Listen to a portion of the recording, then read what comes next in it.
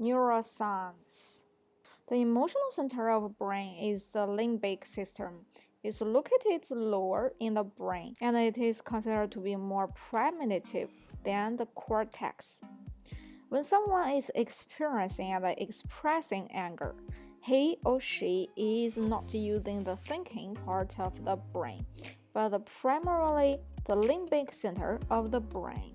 Within the limbic system, there is a small structure called the amygdala, a storehouse for emotional memories. During an overriding event, the amygdala goes into without much regard for the consequences. This reactive incident has come to be known as amygdala hijacking. When the amygdala is hijacking, a flood of hormones are released that cause physical and emotional alarm. By the way, on average, it can take 20 minutes for a person who has experienced an anger state of arousal to calm, to move from functioning from the emotional area to the thinking area of the brain. Also, the psychological drive for revenge is another example of an essential human adaptation with an revolutionary impact.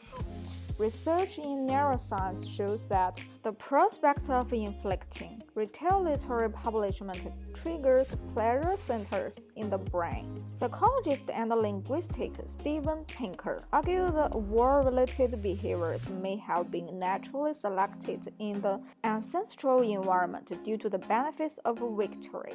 He also argues that in order to have credible deterrence against the other group, it was important to have a reputation for retaliation, causing humans to develop the instincts for revenge as well as for protecting a group of reputation.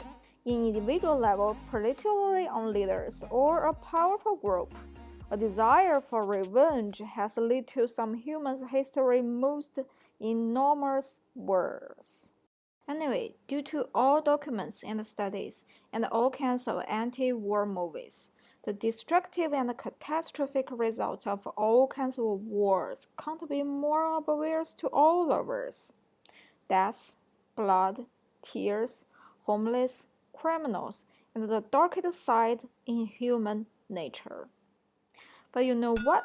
There is one most important, advanced, and hardest type of warfare on all of us without such visible destructive cost, but within the most pain. The war against ourselves in our hearts. 2000 years ago, Plato, the ancient Greek philosopher, once said, "The first and best victory is to conquer self." To be conquered by self is, of all things, the most shameful and objectionable will.